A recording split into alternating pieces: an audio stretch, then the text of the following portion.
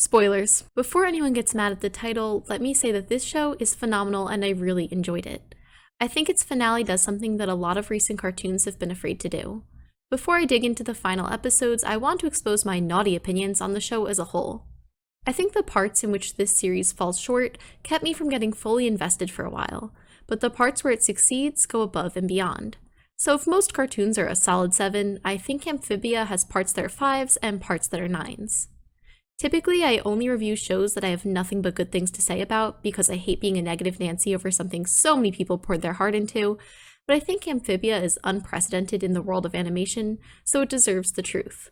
Also, a D-tier YouTuber's mildly spicy opinions aren't going to topple the massive success the show has earned. In my opinion, the fully episodic portion of the show, the first season, should have done one of two things: been shorter in length or changed up its lesson of the week, which was usually, oh, we should have listened to Hot Pop, don't worry, we will next time, spoiler, they don't, for all 28 episodes of season 1. My issue is by no means that Anne keeps making similar mistakes over and over. As someone who has been a 13-year-old girl, that's pretty spot on. Anne's character is great because most shows fall into having the protagonist be super nice and well-intentioned, or overtly in need of a redemption arc. Instead, Anne starts as a semi-selfish kid who tends to act irrationally and ignore the consequences of her actions. When you got your friend by your side, anything is possible. Whatever you want, a real friend will help you get. And you know what I want? That's why the lesson of the week format from the earlier episodes never sat right with me. The lesson would be clearly stated, usually the same lessons over and over, but no one would take those lessons to the next episode. I'd much rather all these chaotic shenanigans happen and that be that, and maybe throw in a lesson every few episodes that actually sticks.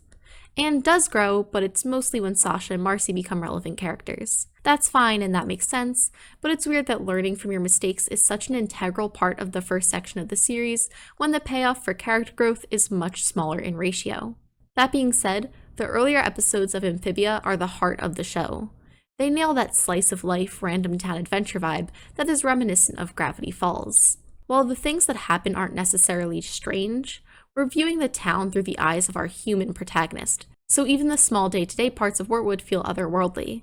Usually, I prefer plot-driven shows over episodic shows, but with Amphibia, I think the casual shift from episodic to overarching is exactly what this universe needs. The first season follows Anne learning about Amphibia, namely Wortwood, and meeting the people. The characters are adorable and unique, and that brings me to my first big kudos. This show has excellent characters. I mean so well written it's scary characters.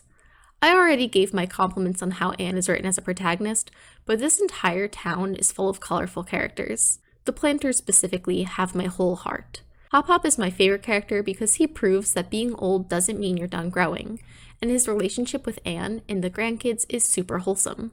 Sprig is a great depiction of a hyper and adventurous kid, and Polly is a nice addition for comic relief, but her character doesn't require much exploration beyond that, because she's so dang adorable. This is hands down one of the best modern found families. I love the found family trope! And it happens so gradually that you don't know when Anne becomes a planter, she just undeniably is. As season 1 shifts to season 2, we introduce Sasha and Marcy, and their personalities are a lot more obvious than Anne's. Unlike Steven Universe, which mixes gem stuff and human stuff sporadically throughout the seasons and episodes, Amphibia slowly moves from frog mode to human mode. The larger plot is introduced, the girls want to find a way home, there's betrayal, second betrayal, surprise betrayal, and Anne is now an anime character. In this case, this Deus Ex Machina didn't bother me much because we already know the music box is a wee bit magical. I also like that it reminds us, because season 2, like I said, is starting to shift more towards the 3 girls at the forefront, that Anne and Sprig's friendship is the most important relationship in this series. I think True Colors is the best episode in the show, but that's just me. Season 3 finds the planters on Earth and meeting the Boonchoys, and it's the cutest thing ever. The season balanced the larger plot with slice-of-life frogs in the city thing well, and I love that the place where Sasha goes to work through her ish is the same place Anne had her personal growth, Sasha Best Girl. Now pretend literally everything I said was build up to my opinion on the finale, which, in my opinion, fell into some of the worst tropes ever, while also creating one of the best endings in modern animation. I'll start with what I didn't like, and that's how jarring that magic girl fight is. Maybe it's because I'm partial to sword duels and I felt like that was ripped from my hands, but this whole fight, while animated gorgeously, doesn't seem to fit with the rest of the show's vibe or style. She lived in my basement. I also don't think Anne one day becoming god of a multiverse fits with the show either.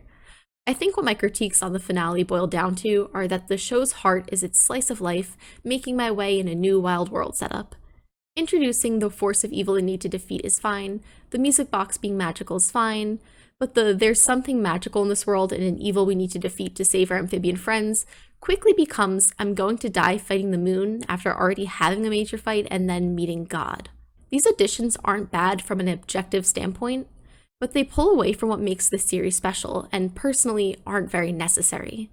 Naruto-level shows continually build up their villains until the series requires stuff like this. Stuff like gods and time and space to outdo or wrap up the already present plot, but Amphibia doesn't need that.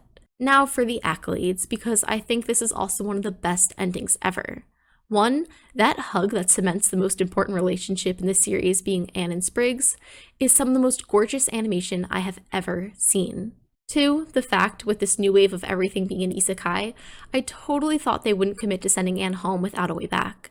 It's heartbreaking, but it's a commitment many shows don't make. 3, the fact the girls' friendship takes a realistic turn, and while they don't hang out as much as they used to, they're still important to each other. I love Anne, and I love how far she's come. I have a soft spot for protagonists who feel more normal than their friends, because typically protagonists are special or chosen, which is fine because there's no one right way to write a protagonist. But I love me a mediocre human being as the last resort for the world. But even as side characters with much more on-the-nose writing, Sasha and Marcy have very real flaws they need to work through at a realistic pace. Sasha, while fulfilling the role of the villain, never actually wants to physically hurt her friends. She wants to control them. Sheesh, don't be a sore loser. Marcy lies to Anne and Sasha, but it's because she's desperate to save their friendship. And he sent us to a place where we'd never have to grow apart, where the three of us could be friends forever together. That's why I support the reality that they don't really still hang out the way they used to. As a 24-year-old, that's how most relationships pan out. It doesn't mean you care less for your friends, but the truth is, life gets in the way. And I love the fact that Anne chooses a life that makes her feel closer to the Planters, while the show still commits to her leaving them behind. Lastly, even though I shouldn't praise Disney for allowing its creators to spill the tiniest amounts of queer rep in these last episodes, you can pry by Sasha away from my cold dead hands. In all, I think the finale bites off not more than it could chew, but more than it should chew. It nails the idea of closure, which so few shows manage to do these days. While I was a sobbing baby, this ending is exactly what I wanted from the series. Also this moment. Don't close yourself off. Open your heart and follow it.